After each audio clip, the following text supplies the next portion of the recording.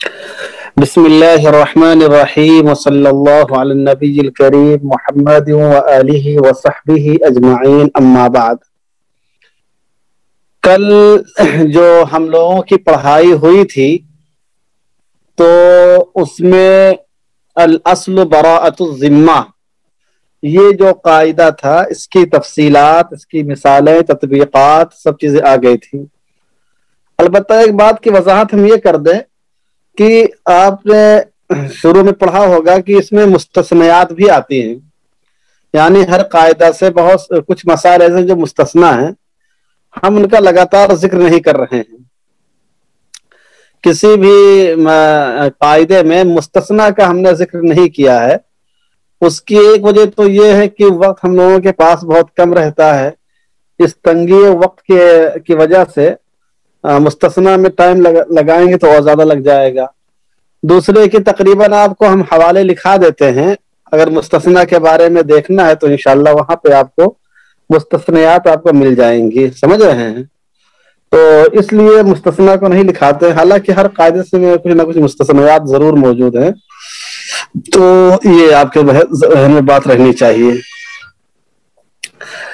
آج ہمارے درس کی جو شروعات ہے وہ قاعدہ نمبر 7 اور مادہ نمبر 8 اور مادہ نمبر 9 دیکھیے ہے الاصل فی الصفات العارضۃ العدم۔ الاصل فی الصفات العارضۃ العدم، یہ لکھ لیجئے، لکھا آپ نے؟ وہ صفات جو عارضہ ہیں، وہ صفات جو عارضہ ہیں یعنی بعد میں پیدا ہوئی ہیں، وہ صفات جو عارضہ ہیں یعنی بعد میں پیدا ہوئی ہیں، ان میں اصلاً نہ ہونا ہے، ان میں اصلاً نہ ہونا ہے۔ یعنی اس قاعدے کا مطلب یہ ہے کہ وہ صفات جو حقیقی نہیں ہیں، اصلی نہیں ہیں، اور اس چیز کے لیے لازم اور ضروری نہیں ہے، وہ صفات میں اصلاً نہ ہونا ہے۔ چنانچہ اگر اختلاف ہو جائے دو لوگوں کا، ایک آدمی کہتا ہے کہ یہ چیز موجود تھی، دوسرے آدمی کہتا ہے کہ چیز نہیں تھی، تو جو نہ ہونے کا دعویٰ کر رہا ہے، نہ ہونے کی بات کہہ رہا ہے، اس کی بات معتبر ہوگی۔ بات سمجھ میں آئی؟ ایک مثال دیکھ لیجئے، ابھی لکھنے کی ضرورت نہیں، ابھی ہم لکھائیں گے۔ مثال کے طور پر ایک صاحب موبائل لے کر آئے اور اس کو پھر لے کے جا کے واپس کرنا چاہ رہے ہیں، سمجھ رہے ہیں؟ دکان والا کہہ رہا ہے کہ ہم نے موبائل دیا تھا، ساتھ میں کور بھی دیا تھا، اور یہ صاحب کہہ رہے کہ کور ساتھ میں نہیں تھا۔ تو بتائیے، موبائل کے ساتھ کور ہونا ضروری ہے؟ یہ صفات لازمہ اس کی ہے؟ نہیں ہے، یہ ایک زائد صفت ہے، سمجھ رہے ہیں؟ یہ بعد میں لگائی جانے والی چیز ہے۔ تو یہ ایسی صفت کے بارے میں لڑائی ہو رہی ہے جو عارضی ہے۔ تو گراہک کہہ رہا ہے کہ بغیر کور کے آپ نے دیا تھا، اور دکاندار کہہ رہا ہے کور کے ساتھ دیا تھا۔ ثبوت دونوں میں سے کسی کے پاس نہیں ہے، سمجھ رہے ہیں؟ تو الاصل فی الصفات العارضۃ العدم کو دیکھتے ہوئے گراہک کی بات آپ مانیں گے، کیونکہ وہ نہ ہونے کی بات کہہ رہا ہے، تو اس کی بات اصل کے مطابق ہے، سمجھ رہے ہیں؟ ارے بات سمجھ کہ نہیں آئی؟ ابھی لکھائیں گے۔ تو آپ نے لکھا الاصل فی الصفات العارضۃ العدم کا ترجمہ وہ صفات جو عارضہ ہیں،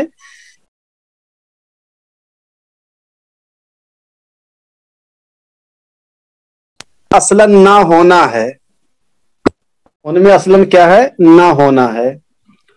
تو یہ دیکھا، لکھے تأصیل، اس قاعدے کی اصل، اس قاعدے کی اصل وہی حدیث مبارکہ ہے،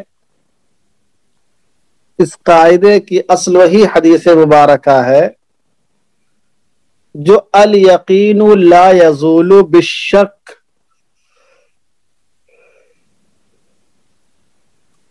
جو ال یقین لا یزول بالشک کی اصل ہے.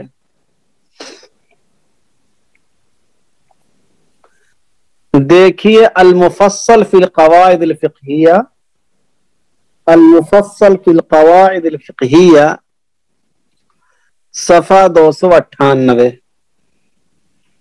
المفصل فی القواعد الفقہیہ صفحہ 298. لکھیے اس قاعدے کی تشریح، اس قاعدے کی تشریح.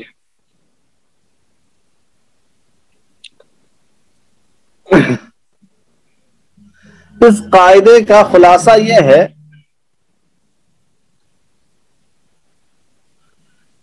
کہ جو اوصاف یا جو امور، جو اوصاف یا جو امور کسی چیز کے لیے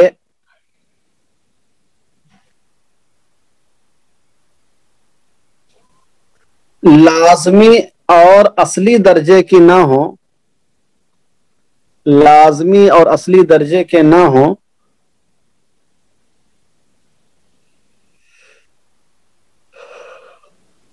بلکہ وہ عارضی ہوں،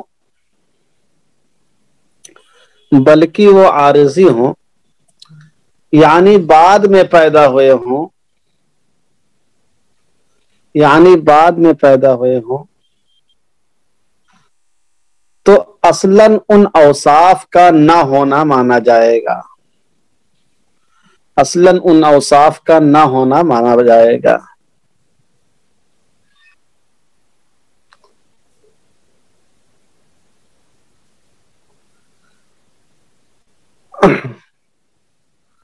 مثلاً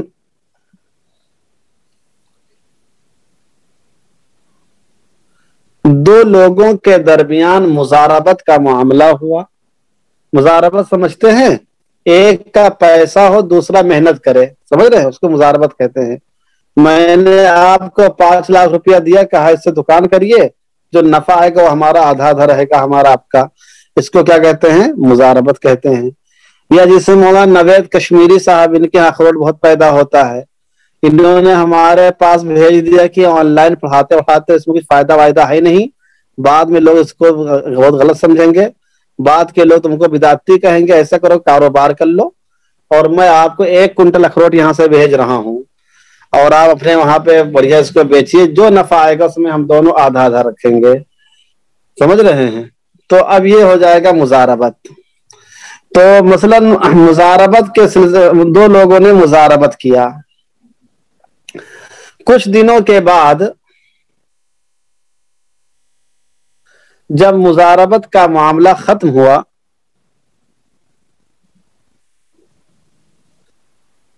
تو مزارب کہہ رہا ہے،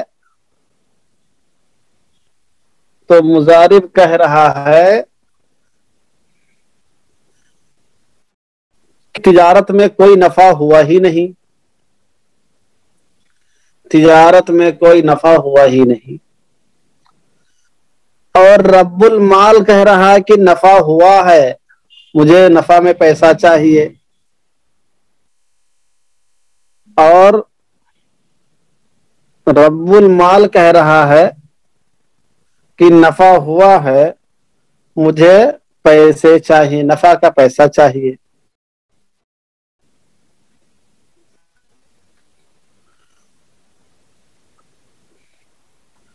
اور کسی کے پاس کوئی دلیل یا ثبوت نہیں ہے، اور کسی کے پاس کوئی دلیل یا ثبوت نہیں ہے،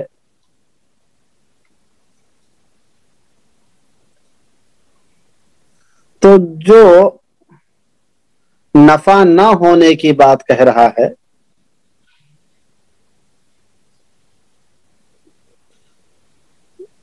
تو جو نفع نہ ہونے کی بات کہہ رہا ہے، یعنی مزارب، اس کا قول معتبر ہوگا.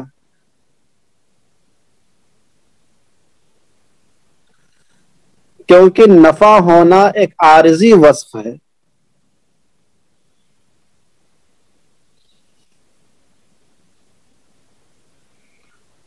تجارت کا لازمی وصف نہیں ہے.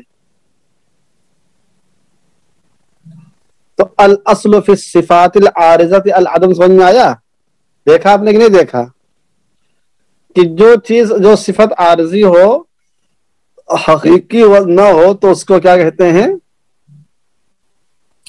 اس میں اس کا اصلا نہ ہونا مانا جاتا ہے، گویا کہ یہ چیز اصلا نہیں تھی.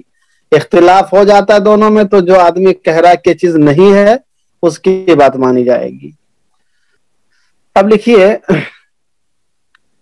اس قاعدے میں صفات عارضہ کی بات آئی ہے.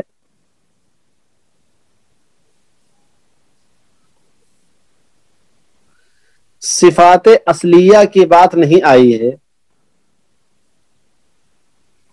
صفات اصلیہ کی بات نہیں آئی ہے.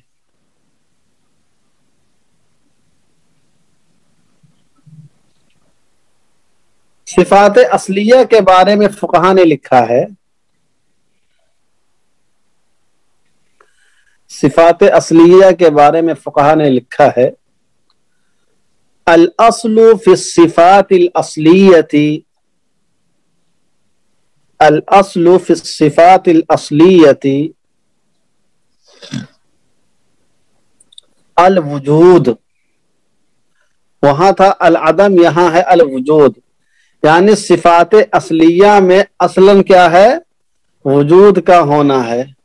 مثال کے طور پر موبائل میں بیٹری، سمجھ رہے ہیں؟ تو موبائل میں بیٹری ہونا یہ صفات اصلیہ ہے یا صفات عارضہ ہے؟ بولیے. یہ صفات اصلیہ ہے.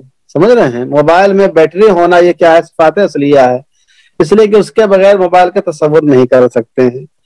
تو اب اگر کوئی آدمی کہتا ہے کہ جب ہم لے کر گئے تھے تو اس میں بیٹری نہیں تھی، اور وہ کہہ رہا کہ جب ہم نے دیا تھا تو بیٹری تھی، تو جو کہ بیٹری کیا ہے؟ بیٹری کیا ہے موبائل کی؟ یہ صفات اصلیہ میں سے ہے.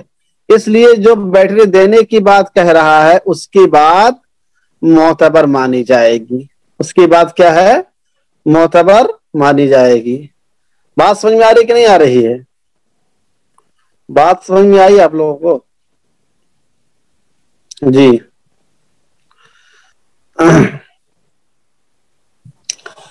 اچھا، اب یہ ہو گیا. اس کا حوالہ لکھیے المفصل فی القواعد الفقہیہ، صفحہ 295.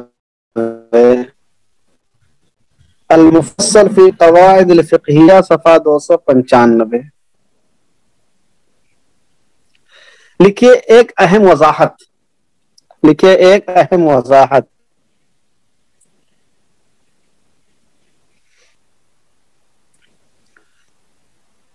انس صاحب کہاں دیکھ رہے ہیں؟ لکھیے ایک اہم وضاحت. اس قاعدے میں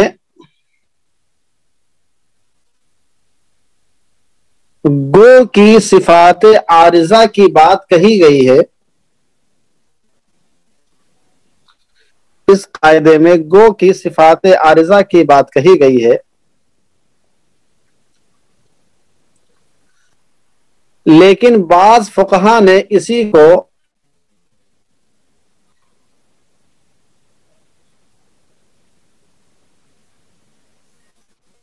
الامور سے بھی تعبیر کیا ہے.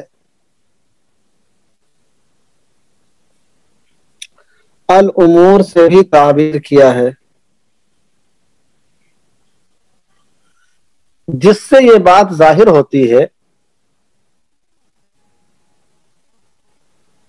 کہ عدم کا تعلق صرف صفات سے نہیں ہے،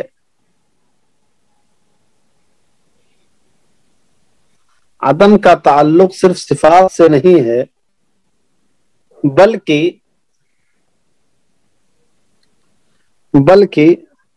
دیگر معاملات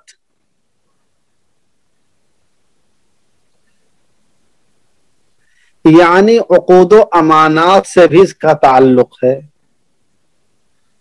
یعنی عقود و امانات سے بھی اس کا تعلق ہے. دیکھیے المدخل الفقہی العام،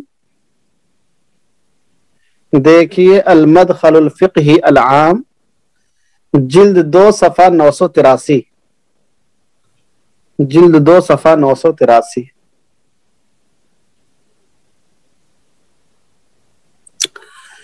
لکھیے صفت کی تعریف. صفت کہتے کسے ہیں؟ لکھیے الصفہ الصفۃ الامارات اللازمۃ بذات الشیء.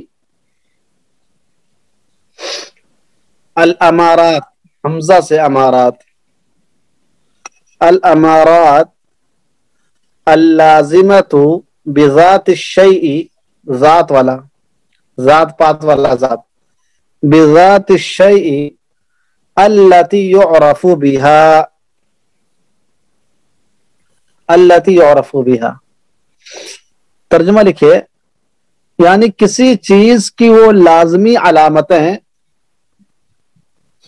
یعنی کسی چیز کی وہ لازمی علامتیں جس کے ذریعے وہ چیز پہچانی جائے، جس کے ذریعے وہ چیز پہچانی جائے اسے صفت کہتے ہیں، اسے صفت کہتے ہیں. صفت کی بنیادی طور پر 2 قسمیں ہیں.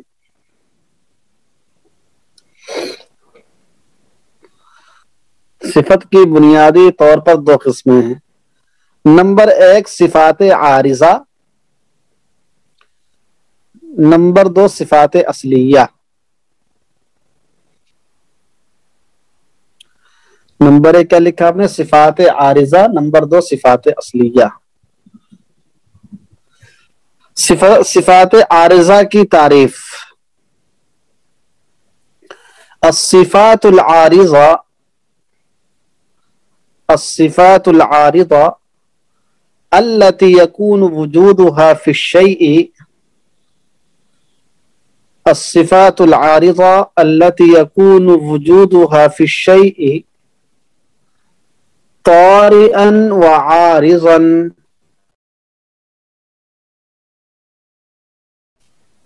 طارئا وعارضا، بمعنى أن الشيء بطبيعته، بمعنى أن الشيء بطبيعته يكون خاليا عنها، يكون خاليا عنها.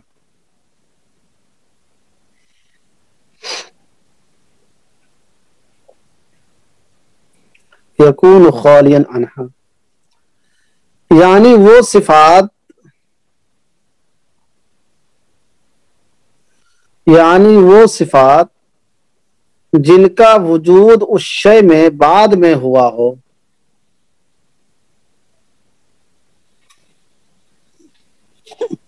وہ صفات جن کا وجود اس شے میں بعد میں ہوا ہو، اس طور پر کہ وہ شے اپنی طبیعت کے اعتبار سے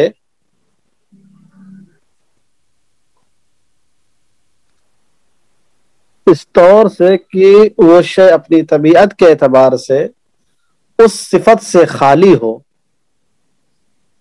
اس صفت سے خالی ہو،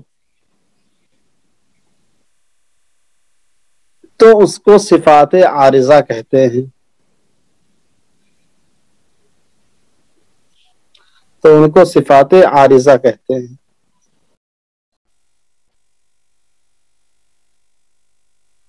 جیسے تجارت میں نفع کا ہونا، جیسے تجارت میں نفع کا ہونا،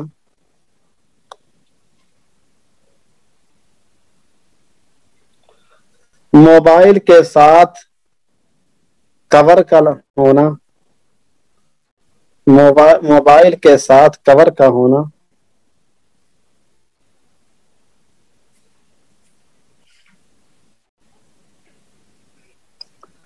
عطر کے ساتھ شیشی کا ہونا،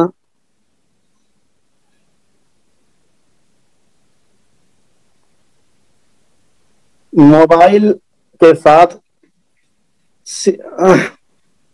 میموری کارڈ کا ہونا وغیرہ. नंबर 2 लिखिए अस्सिफातुल असलिया। बहुत कीमती चीज है, एक एक चीज लिख लीजिए, इसको आप तलाश करेंगे ढूंढेंगे तो बहुत वक्त लगेगा। नंबर 2 अस्सिफातुल असलिया अल्लती वजूदुहा फी शैई अल्लती वजूदुहा फी शैई मुकारनन लिवजूदिही। मुकारनन, अल्ताफ साहब जबान क्यों निकाल रहे हैं भाई? मोहन अल्ताफ साहब, ये दस्तूरे जुबाबंदी यहाँ है, ये दस्तूरे जुबाबंदी है कैसा तेरी महफिल में, यहाँ तो बात करने को तरसती है जुबा मेरी। उठाए कुछ वरक लाला ने, कुछ नरगिस ने, कुछ गुल ने, चमन में हर तरफ बिखरी हुई है दास्ता मेरी। उड़ाली कुमरियों ने, तोतियों ने, अंदलीबों ने, चमन वालों ने मिलकर लूट ली तर्जे फवा मेरी। तो अस्सिफातुल असलिया अल्लती वजूदुहा फी शैई मुकारनन लिवजूदिही फहुवा मुश्तमिलुन अलैहा, फहुवा मुश्तमिलुन अलैहा। तो ये है, यानी सिफात असलिया उन औसाफ को कहते हैं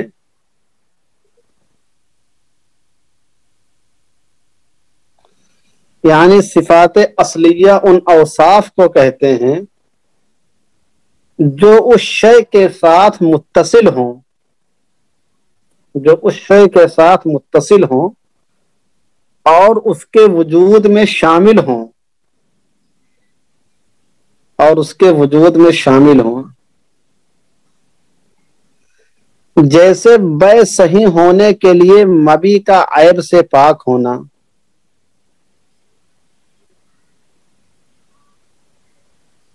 जैसे बै सही होने के लिए मबी का ऐब से पाक होना, मोबाइल में बैटरी का मौजूद होना,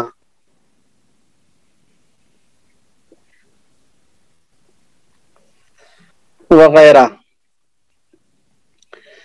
देखिए शरहुल कवाइद अल फिqहिया सफा 117, शरहुल कवाइद अल फिqहिया सफा 117 लिखा आपने। तो आपके सामने कायदा आ गया, कायदे का तर्जुमा आ गया, कायदे की असल आ गई, कायदे की तशरीह आ गई, एक अहम वजाहत आ गई इस कायदे से मुताल्लिक। सिफत किसे कहते हैं? सिफात असलिया में असल वजूद होता है या अदम होता है। फिर सिफात आरिजा किसे कहते हैं, सिफात असलिया किसे कहते हैं। और लिखिए, हाँ, अब लिखिए इन दोनों औसाफ में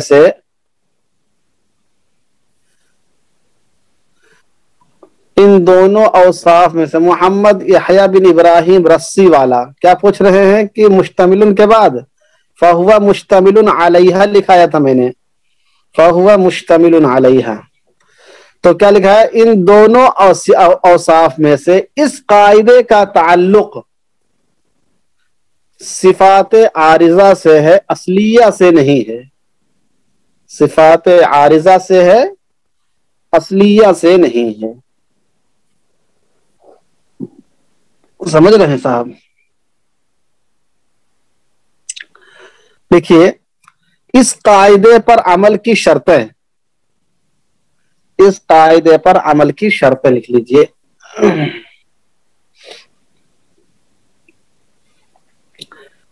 इस कायदे पर अमल के लिए 3 शर्तें हैं। इस कायदे पर अमल के लिए 3 शर्तें हैं।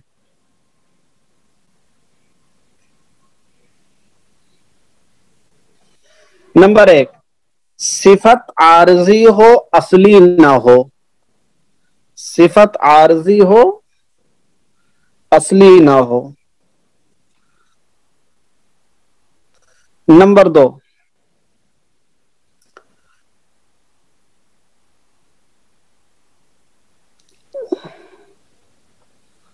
نمبر 2، اس صفت سے زیادہ قوی دلیل موجود نہ ہو.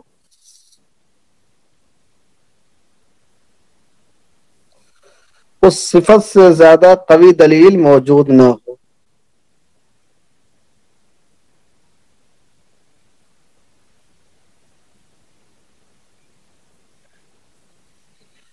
ہاں بس یہی 2 شرطیں اس میں، 3 نہیں ہیں، 2 ہی شرطیں لکھی اس میں، 2 شرطیں ہیں. لکھا آپ نے؟ اس کا ان شرطوں کا حوالہ لکھ لیجئے، المفصل فی القواعد صفحہ 297. المفصل فی القواعد صفحہ 297.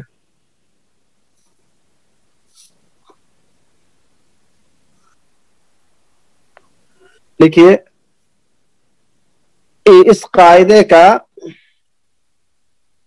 دائرہ عمل، عموماً یہ قاعدہ عقود،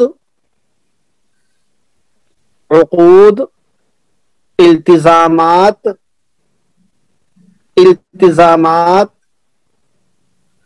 اور اتلافات میں کام آتا ہے. حوالہ لکھیے القواعد الکلیہ صفحہ 148. القواعد الکلیہ صفحہ 148، عثمان شبیر والی.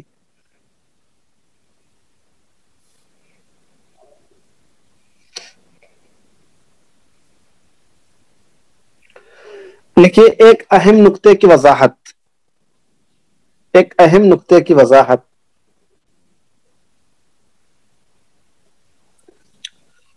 اس قاعدے کے ضمن میں ایک اہم نقطہ یہ ذہن میں رکھنا چاہیے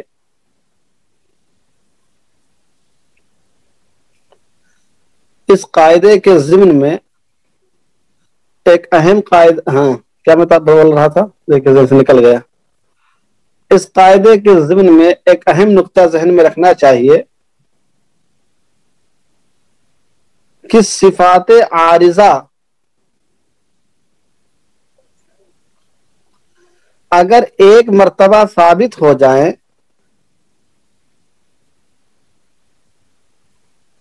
تو پھر وہ بھی صفات اصلیہ کے درجے میں آ جاتی ہیں.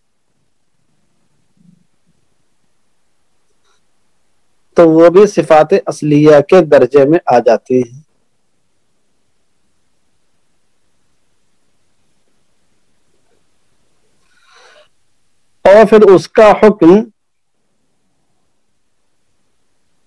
الاصل بقاء ما کان علی ما کان کے اعتبار سے ہو جاتا ہے. اور پھر اس کا حکم الاصل بقاء ما کان علی ما کان کے اعتبار سے ہو جاتا ہے. ملاحظہ ہو شرح القواعد الفقہیہ صفحہ 117. ملاحظہ ہو شرح القواعد الفقہیہ صفحہ 117.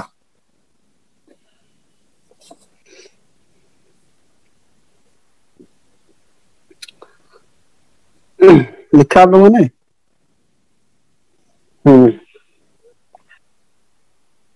تھکتے نہیں کیا لکھتے لکھتے؟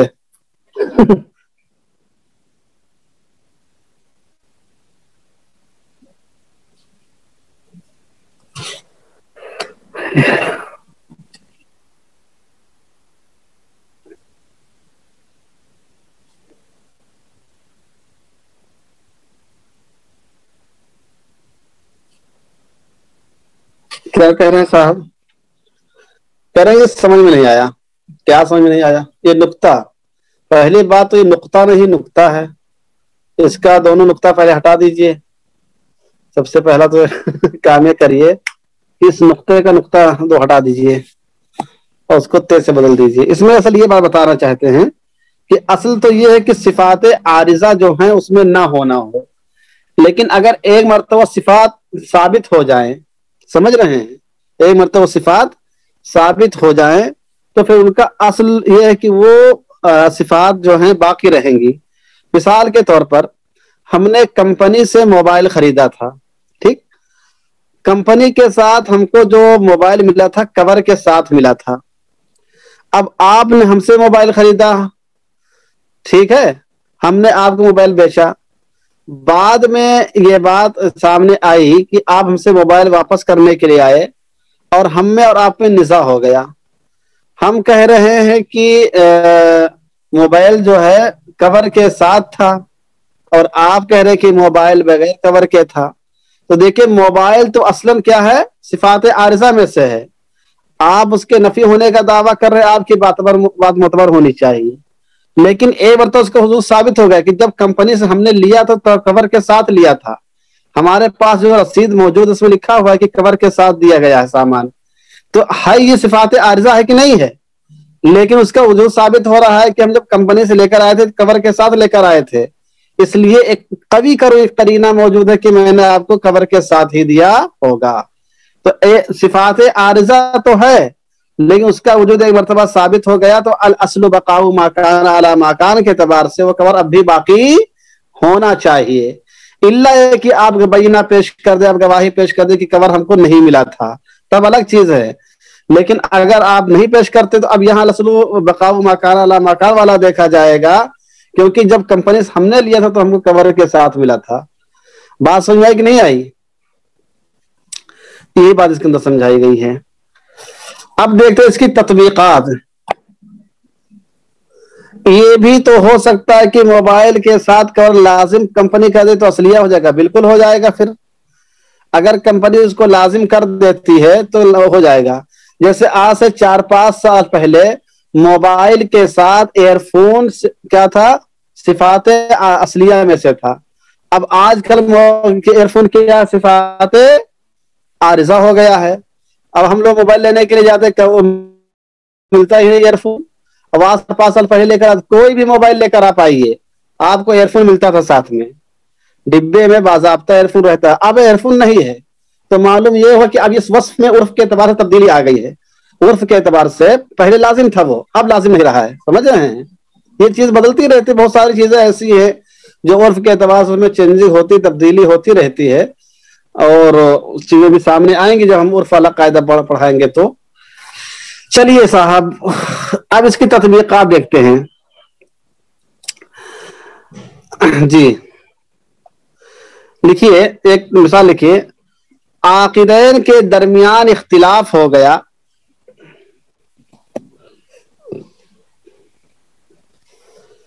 کہ بیع خیار شرط کے ساتھ ہوئی تھی یا بغیر خیار کے. عاقدین کے درمیان اختلاف ہو گیا کہ بیع جو ہوئی تھی خیار شرط کے ساتھ ہوئی تھی یا بغیر خیار کے.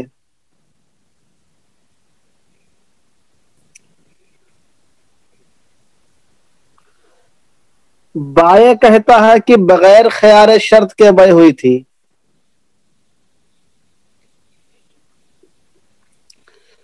اور مشتری کہتا ہے کہ خیار شرط کے ساتھ ہوئی تھی.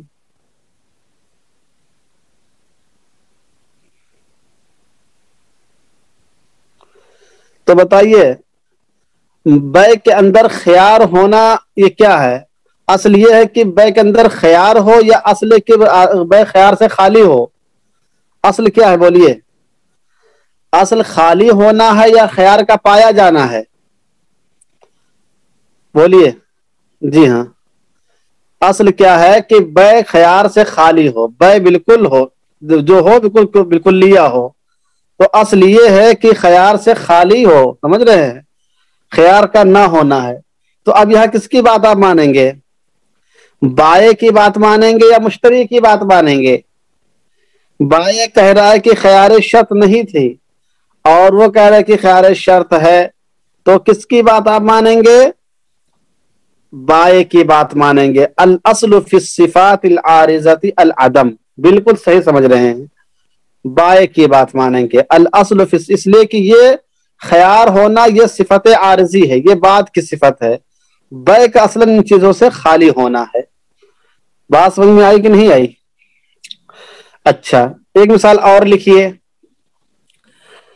ایک عورت کہتی ہے ایک عورت کہتی ہے کہ میں نے بچے کے منہ میں پستان لگایا تھا،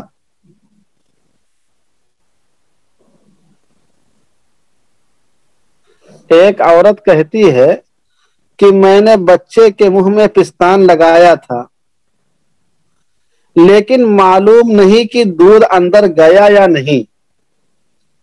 اس طرح مسئلہ آتا رہتا ہے، سمجھ رہے ہیں؟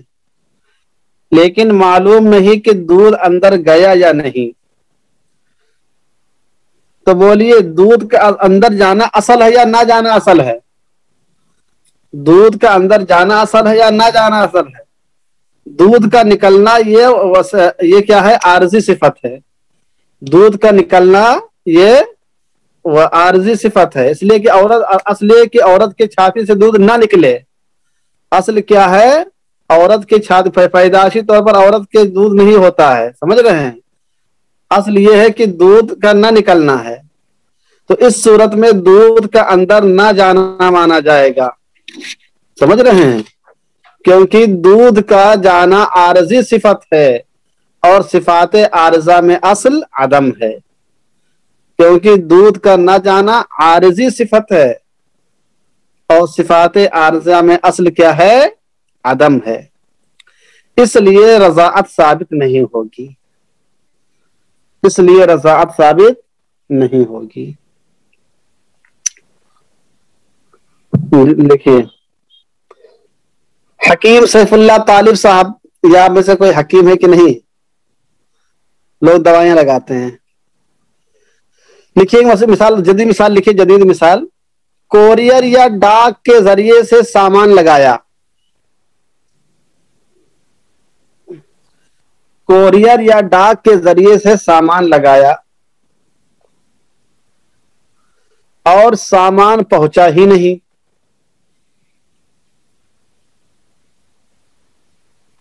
اور سامان پہنچا ہی نہیں، لگانے والا کہہ رہا ہے کہ میں نے لگا دیا تھا، لگانے والا کہتا ہے کہ میں نے لگا دیا تھا، اور ریسیو کرنے والا کہتا ہے کہ آپ نے نہیں لگایا تھا۔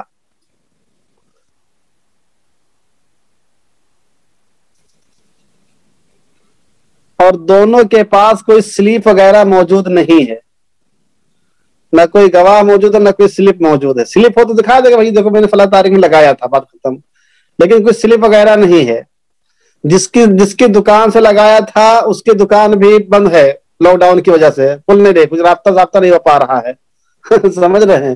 لاک ڈاؤن میں غریب ہو گیا تھا بیچارہ، بند کر دیا ہمیشہ کے لیے، چھوڑ کے بمبئی چھوڑ کے چلایا بہرائچ، بمبئی چھوڑ کے بہرائچ بھاگا، اب وہ مل بھی نہیں پا رہا ہے، تو اب کس کی بات مانیں گے بولیے؟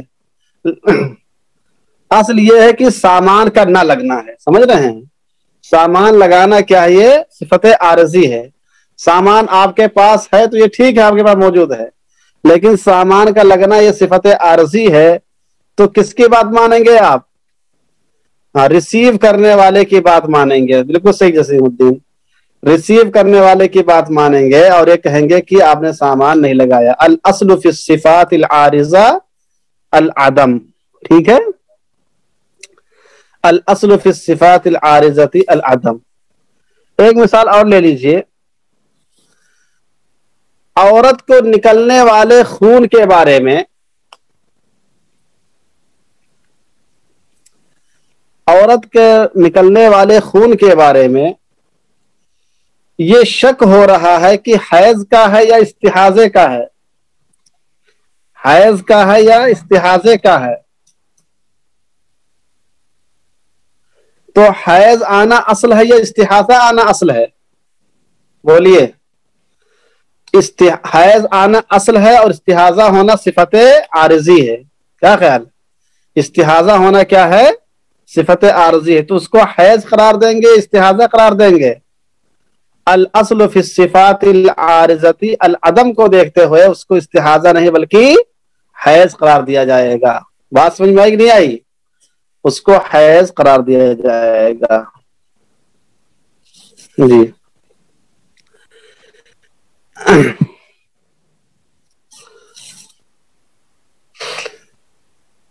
ٹرین کی دیواروں پر جو گرد و غبار لگا ہوتا ہے، ٹرین کی دیواروں پر جو گرد و غبار لگا ہوتا ہے اس کو پاک مانیں گے یا ناپاک؟ تو گرد و غبار کا اور مٹی کا پاک ہونا اصل ہے، اور اس کا ناپاک ہونا کیا ہے؟ صفت عارض ہے۔ ناپاک ہونا اس کا صفت عارضی ہے۔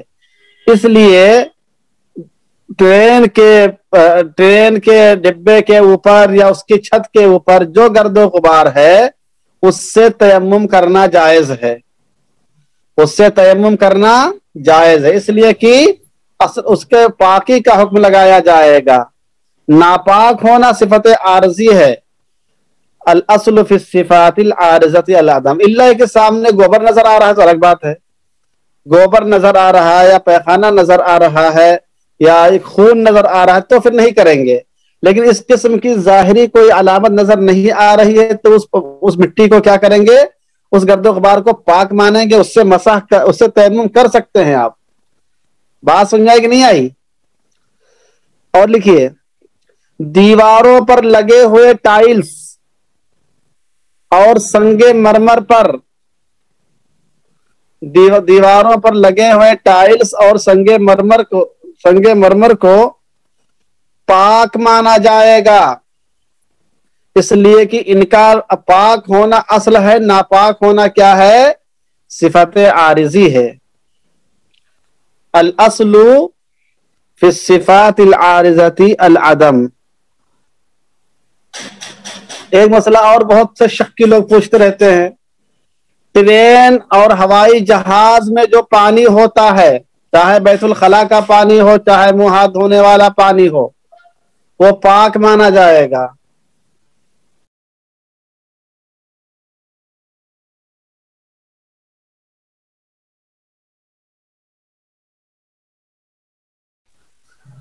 ٹرین اور پلین کے بیت الخلاء میں یا نہ اس میں پانی جو ہوتا ہے وہ پاک مانا جائے گا، اس لیے کہ اس کا پاک ہونا اصل ہے، ناپاک ہونا صفت عارضی ہے۔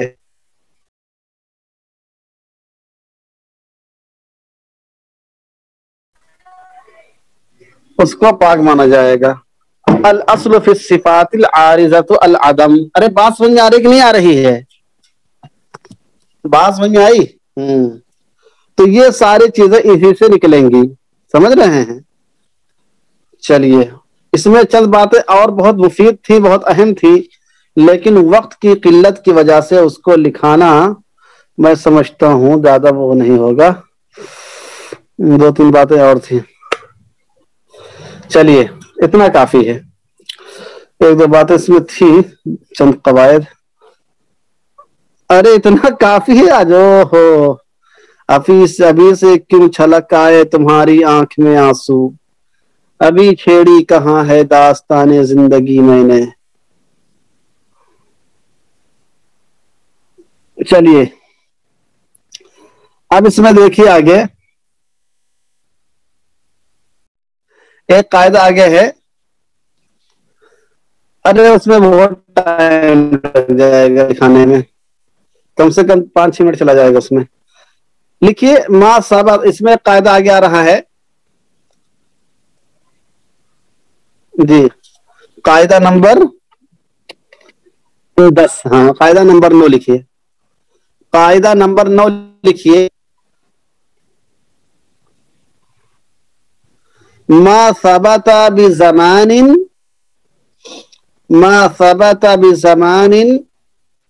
يحكم ببقائه ما لم يوجد دلیل على خلافه۔ دیکھیے پوری بات لکھ لیجئے، ما ثبت بزمان يحكم ببقائه ما لم يوجد دلیل على خلافه، فإذا ثبت ملك شيء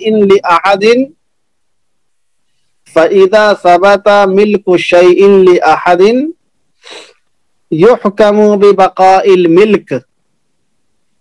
يحكم ببقاء الملك ما لم یوجد ما یزیلہ، ما لم یوجد ما یزیلہ، ما ثبت بزمان يحكم ببقائه ما لم يوجد دليل على خلافه، فإذا ثبت ملك شيء لأحد يحكم ببقاء الملك ما لم يوجد ما يزيله۔ لکھا آپ لوگوں نے اتنا؟ لکھیے جلدی جلدی لکھیے تھوڑا سا کہ کم سے کم فائدے ہو جائے۔ اس کا ترجمہ کیا لکھ لیجیے؟ جو چیز کسی زمانے کے ساتھ ثابت ہو جائے، جو چیز کسی زمانے میں ثابت ہو جائے، آواز صرف آپ کو کٹ رہی ہے باقی لوگوں کو بھی کٹ رہی ہے حضور والا؟ جو چیز کسی زمانے میں ثابت ہو جائے تو اس کے بقا کا حکم لگایا جائے گا، تو اس کے بقا کا حکم لگایا جائے گا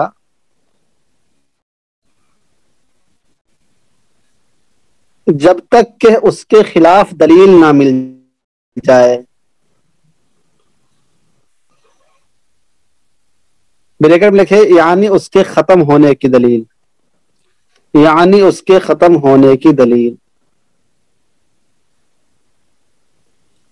آگے لکھے، نہیں میں لکھا آپ نے، جو چیز کسی زمانے میں ثابت ہو جائے تو اس کے بقا کا حکم لگایا جائے گا جب تک کہ اس کے خلاف دلیل نہ مل جائے، یعنی اس کے ختم ہونے کی دلیل۔ لہذا اگر کسی شخص کی ملکیت، لہذا اگر کسی شخص کی ملکیت زمانہ ماضی میں کسی چیز پر ثابت ہو جائے،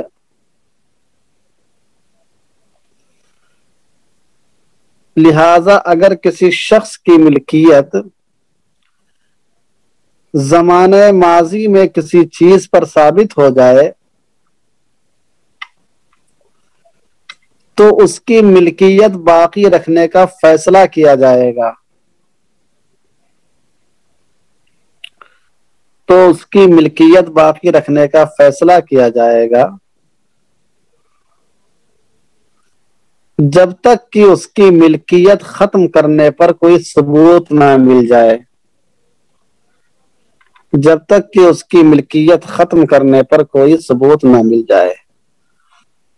تو اس میں کوئی نئی بات نہیں ہے، بس یہ کہ جو چیز پہلے ابھی میں نے لکھایا تھا، اس سے پہلے والے قاعدے میں نے لکھایا تھا نا کہ صفات عارضہ بھی اگر ایک مرتبہ ثابت ہو جائے تو صفات اصلیہ کے درجے میں وہ آ جاتی ہیں۔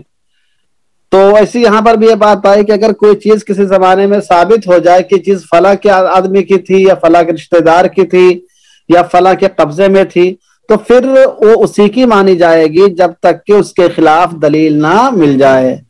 اب اگر دلیل مل جائے گی تو پھر اس کی ملکیت ختم ہو جائے گی، بات ختم ہے۔ لکھیے اس قاعدے کی اصل، لکھیے تأصیل، اس قاعدے کی اصل،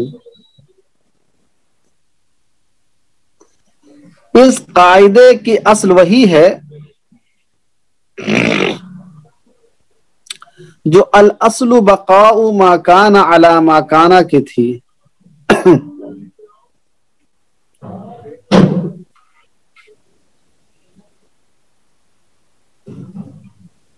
اس قاعدے کی اصل وہی ہے جو الاصل بقاء ما کان علی ما کان کی تھی۔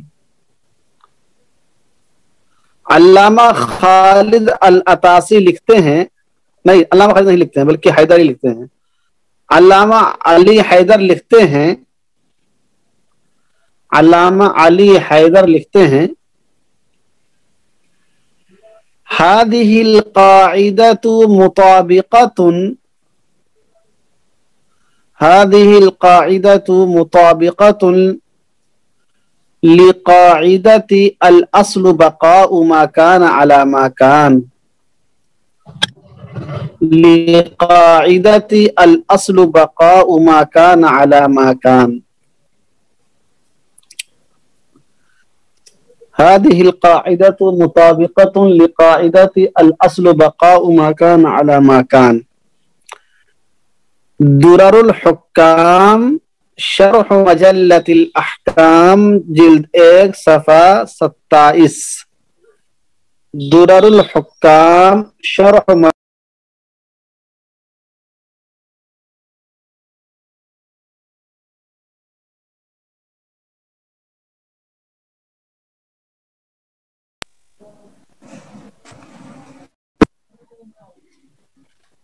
جلد 1 صفحہ 27. درر الحکام شرح مجلت الاحکام جلد 1 صفحہ 27.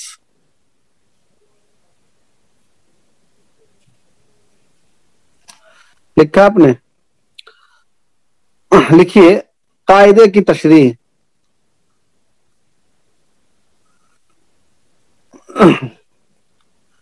اس قاعدے کی تشریح یہ ہے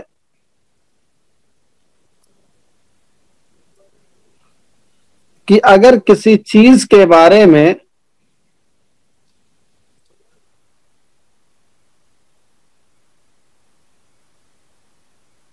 کسی کی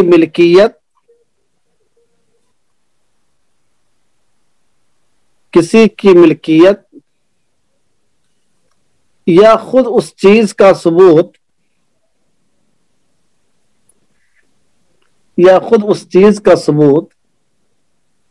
ایک مرتبہ ہو جائے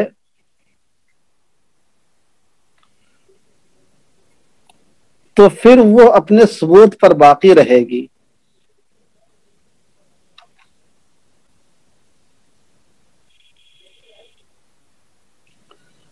جب تک کہ اس کے ثبوت کو ختم کرنے والی کوئی دلیل نہ آ جائے.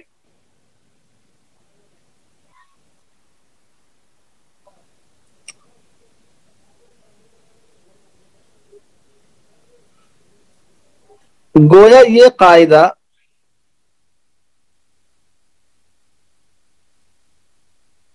در حقیقت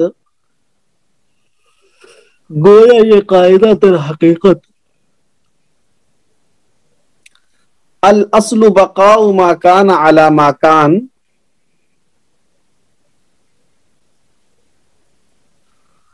اور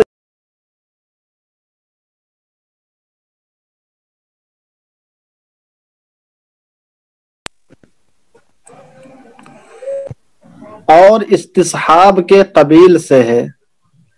یہ فون کرنے والے بہت پریشان کرتے ہیں کہ قبیل سے ہے. چنانچہ ان کی جزئیات بھی اس قاعدے پر منطبق ہو جاتی ہیں.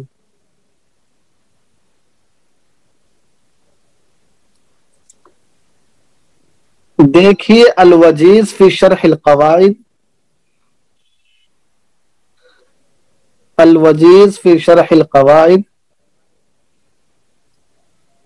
صفحہ 44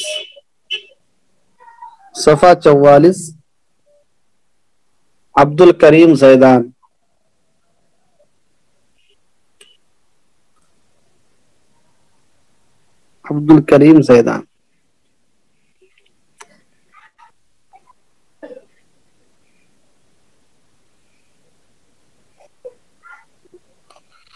لکھا آپ نے؟ مثالیں لکھی، مثالیں تطبیقات.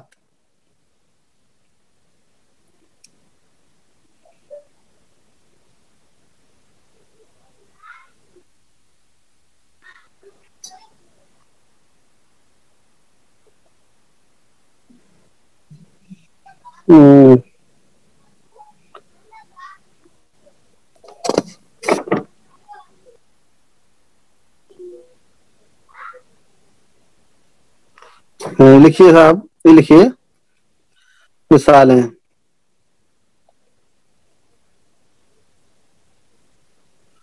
ایک منٹ.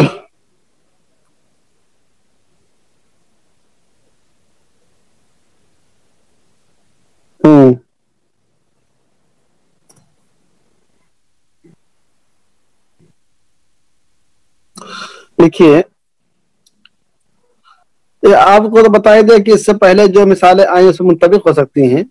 ایک جدید مثال لے لیجئے، لاک ڈاؤن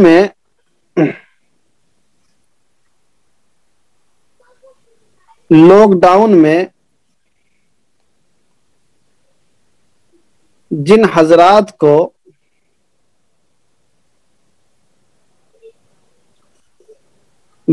بالکلیہ اور صراحتاً مدرسے سے یا ادارے سے یا کمپنیوں سے برطرف نہیں کیا گیا تو وہ لاک ڈاؤن کی تنخواہ کے حقدار ہوں گے۔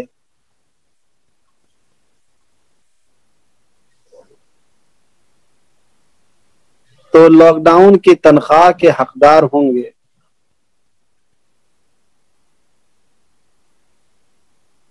کیونکہ ان کی نوکری پہلے سے ثابت تھی، لہذا اب بھی باقی مانی جائے گی۔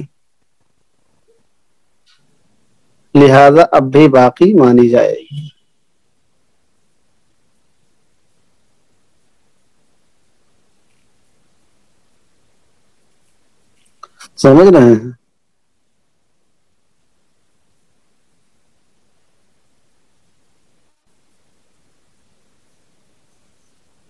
کسی آدمی نے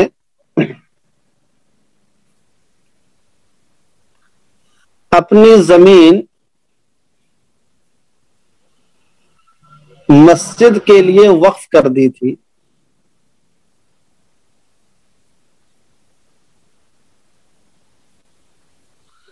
اور یہ بات لوگوں کو معلوم تھی،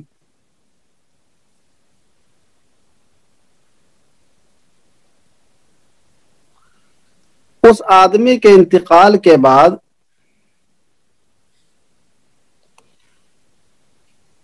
اس کے وارثین نے کہا کہ ہمارے مورث نے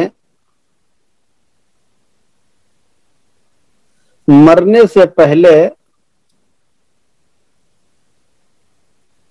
اس کو مدرسے کے نام کر دیا تھا، مدرسے کے لیے وقف کر دیا تھا،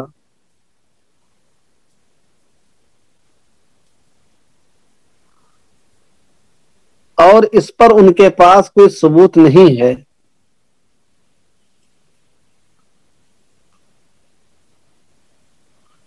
تو اس قاعدے کی روشنی میں وہ زمین مسجد ہی کے لیے ہوگی، مدرسے کے لیے نہیں ہوگی۔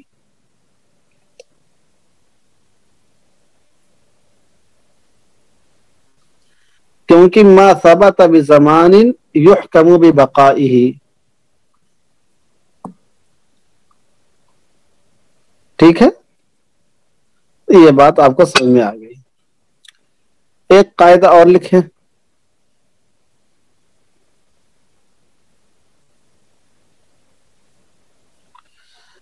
یہ لکھیے، الاصل اضافت الحادث الى اقرب اوقاته، الاصل اضافت الحادث الى اقرب اوقاته،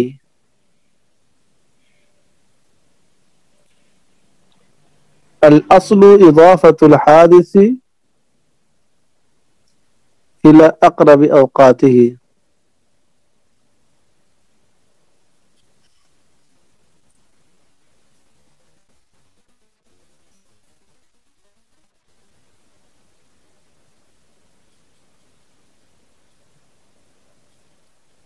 الى اقرب اوقاته لکھا آپ نے؟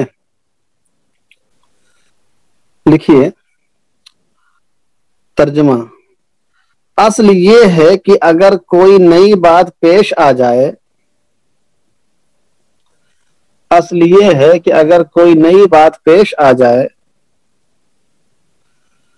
تو اس کو اس کے قریب تر وقت سے جوڑا جائے گا، تو اس کو اس کے قریب تر وقت سے جوڑا جائے گا۔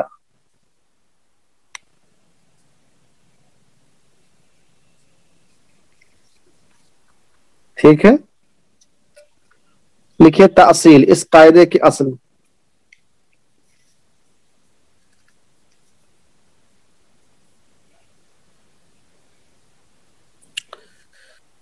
اس قاعدے کی دلیل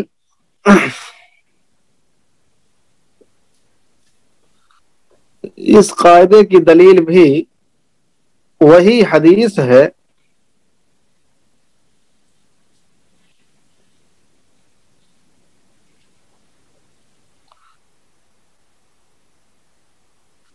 جو الیقین لا یزول بالشک کی ہے.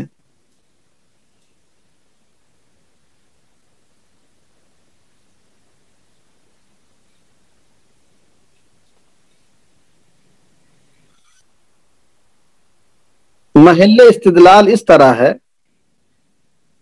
محل استدلال اس طرح ہے کہ قریب ترین وقت کے ہونے میں، قریب ترین وقت کے ہونے میں یقین کا پہلو راجح ہے،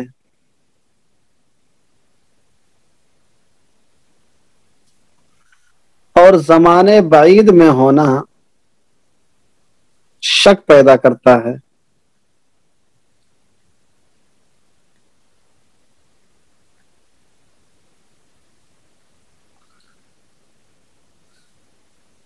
دیکھیے المفصل فی القواعد صفحہ 304.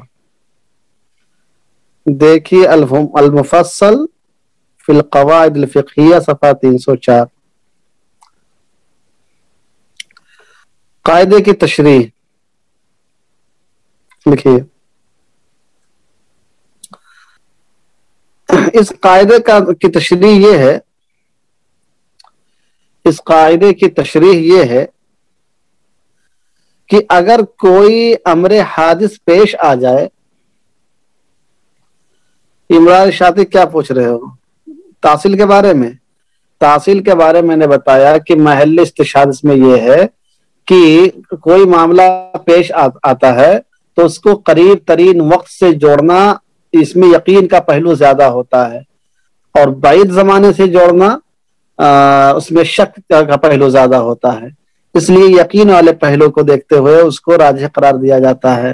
سمجھ رہے ہیں جی؟ لکھیے کیا میں لکھا رہا تھا.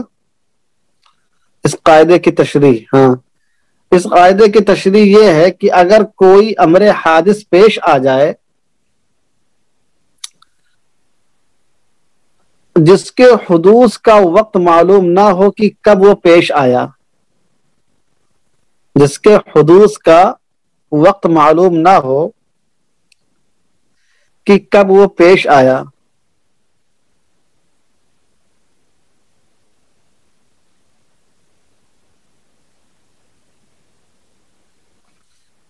تو اس کو جتنا زیادہ قریب وقت سے جوڑنا ممکن ہوگا، تو اس کو جتنا زیادہ قریب وقت سے جوڑنا ممکن ہوگا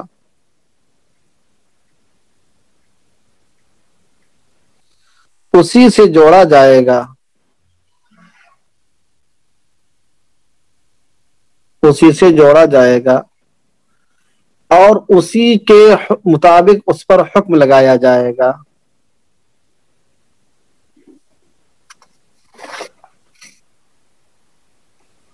لگایا جائے گا. مثلا کسی شخص نے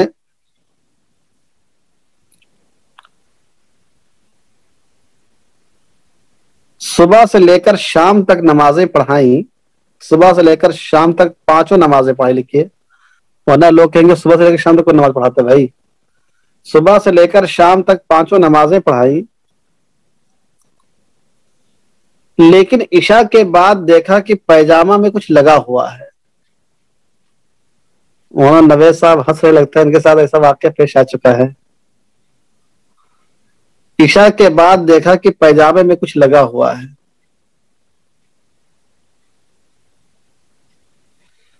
جس کی وجہ سے ان کی نماز نہیں ہوگی.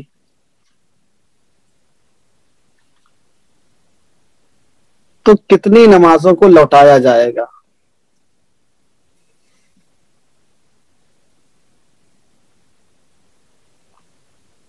اس سلسلے میں دیکھا جائے گا کہ انہوں نے دن بھر میں کتنی مرتبہ استنجا فرمایا ہے۔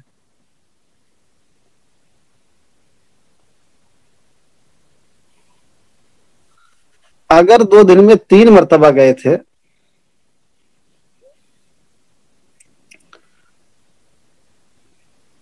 ایک مرتبہ فجر سے پہلے، ایک مرتبہ ظہر سے پہلے، ایک مرتبہ مغرب سے پہلے،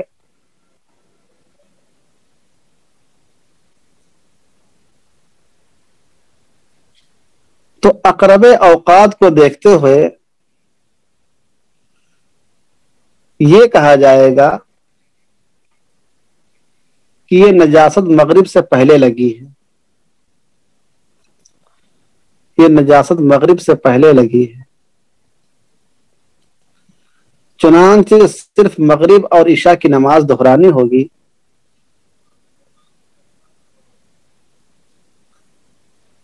اس سے پہلے کی نہیں۔ تو دیکھا آپ نے، ایک حادثہ پیش آیا، حادثہ سے بڑا لڑائی جھگڑا والا حادثہ نہیں ہے یہ ایکسیڈنٹ والا یہ اس قسم کے حادثات سے مراد ہے، یعنی کوئی نئی بات پیش ہے، نیا واقعہ پیش ہے، ایسا مراد ہے۔ سمجھ رہے ہیں نا آپ؟ ارے بات سمجھ میں آئی کہ نہیں آئی آپ لوگوں کو؟ الاصل اضافت الحادث الى اقرب اوقاته، لکھیے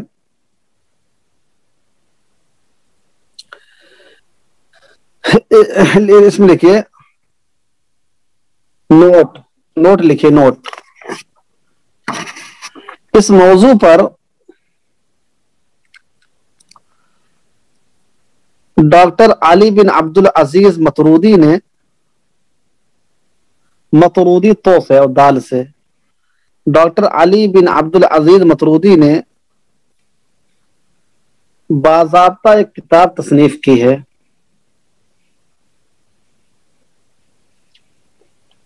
جس کا نام ہے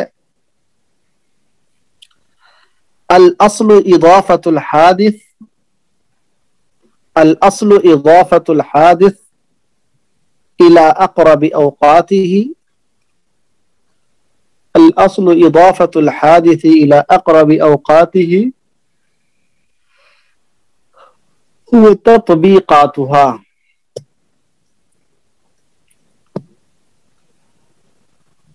جو اس قاعدے سے متعلق اور اس کی تطبیقات سے متعلق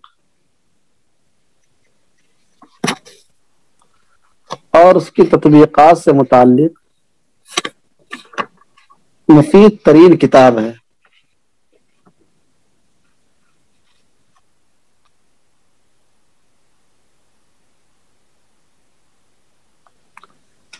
لکھیے اس قاعدے پر عمل کرنے کی شرطیں۔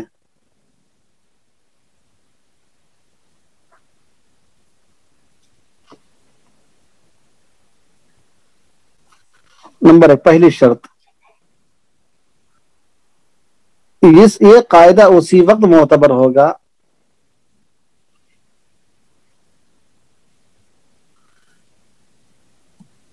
جب تک کہ اس سے کسی ثابت شدہ چیز کا نقض لازم نہ آتا ہو، کسی ثابت شدہ چیز کا نقض لازم نہ آتا ہو۔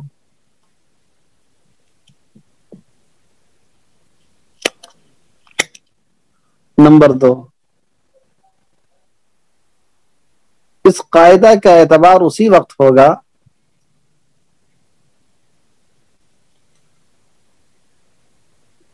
جب تک اس کی نسبت زمن بعید سے ثابت نہ ہو، زمن بعید سے ثابت نہ ہو۔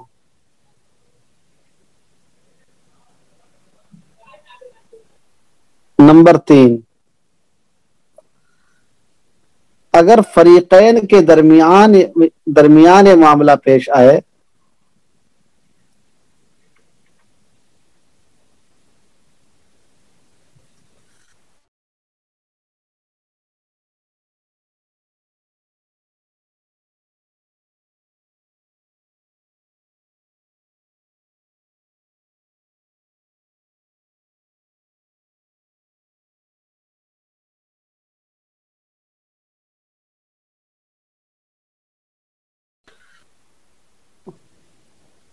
صرف واقعے کے تقدم و تأخر، صرف واقعے کے تقدم و تأخر میں اختلاف پایا جاتا۔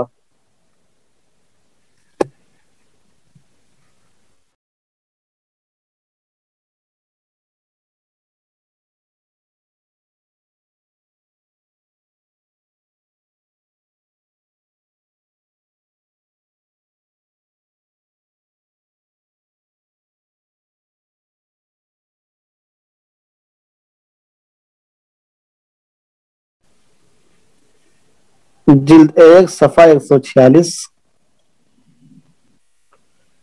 شرح القواعد الفقہیہ صفحہ 125، شرح القواعد الفقہیہ صفحہ 125۔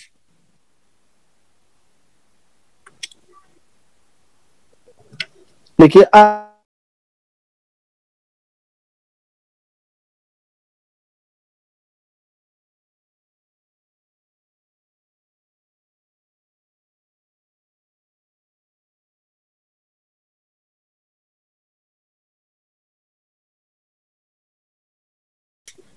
الشيء الذي كان غير موجود،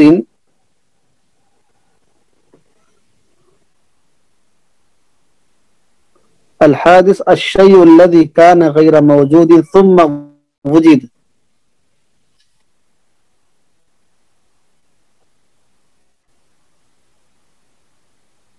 ثم وجد، یعنی حادث کہتے ہیں ایسی چیز کو، یعنی حادث کہتے ہیں ایسی چیز کو جو پہلے غیر موجود تھی پھر وجود میں آئی۔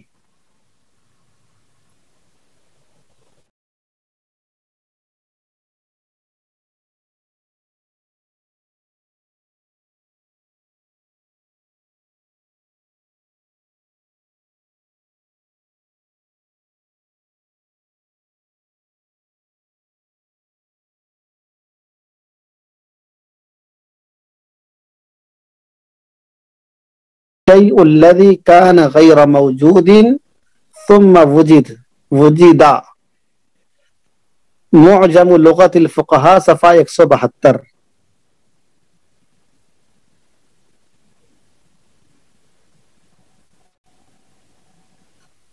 صفحہ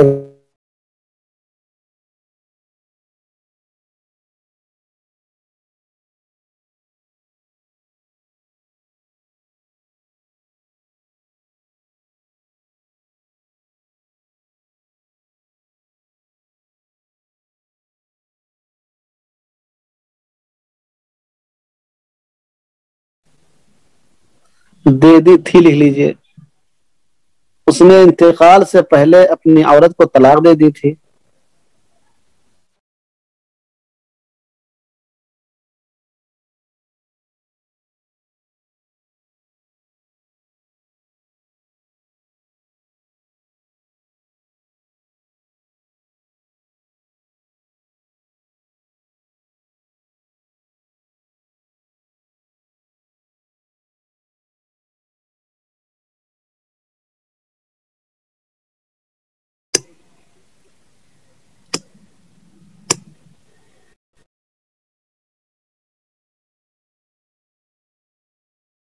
کے درمیان اختلاف ہو گیا۔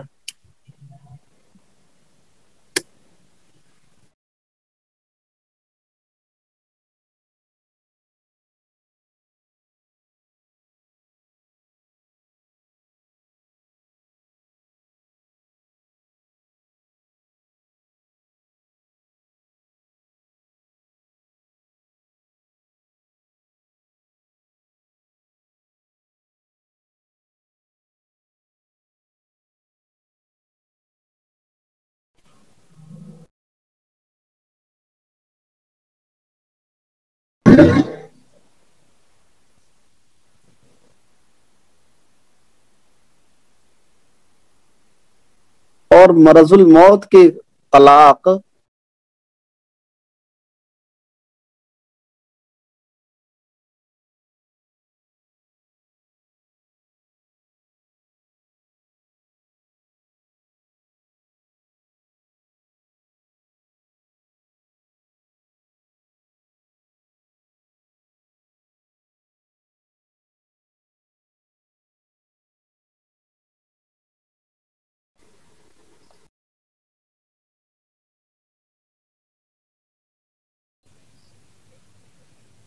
اور صحت کی طلاق وراثت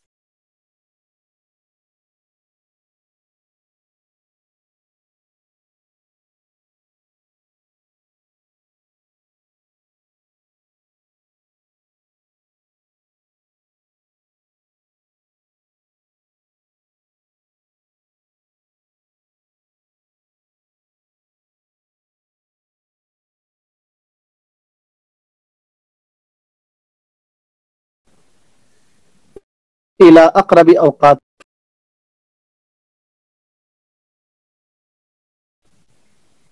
مرض الموت میں طلاق کا واقع ہونا مانا جائے گا. مرض الموت میں طلاق کا دینا مانا جائے گا.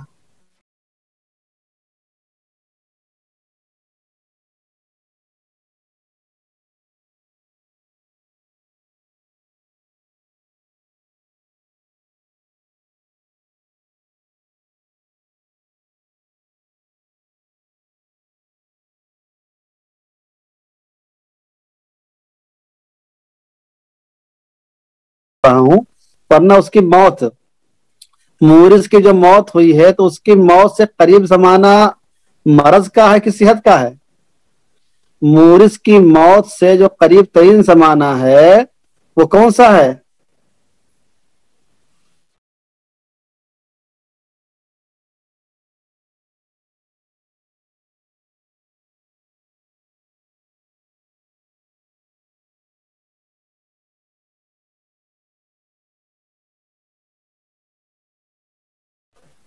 کسی آدمی کی بیوی غیر مسلم تھی،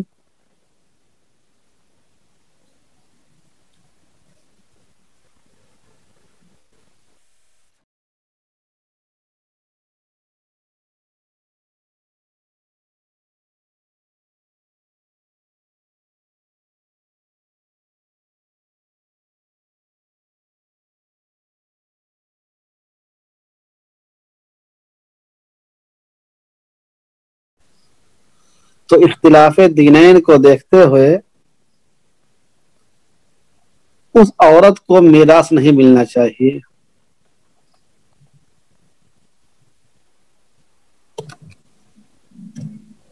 ایڈز کی بیماری ہونا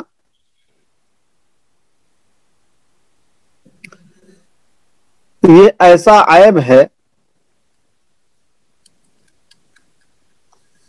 جس کی وجہ سے طلاق دینے اور لینے کی گنجائش ہے. کہ تم کو ایڈز کی بیماری شادی سے پہلے تھی،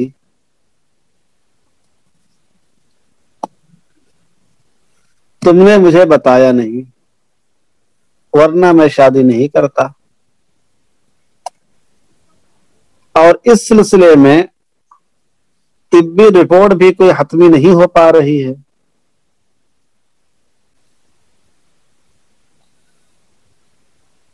تو الاصل اضافت الحادث الى اقرب اوقاتہ کو دیکھتے ہوئے اس کا کوئی قصور نہیں تو بہتر یہ کہ ایسے عورت کو طلاق نہ دیا جائے. سمجھ رہے نا؟ کہ دو ڈاکٹروں سے علاج کرایا، یہ نہیں معلوم کہ کس کی دوا نے ریئیکشن کیا ہے. جس سے بعد میں علاج کرایا ہے اس کو قصوروار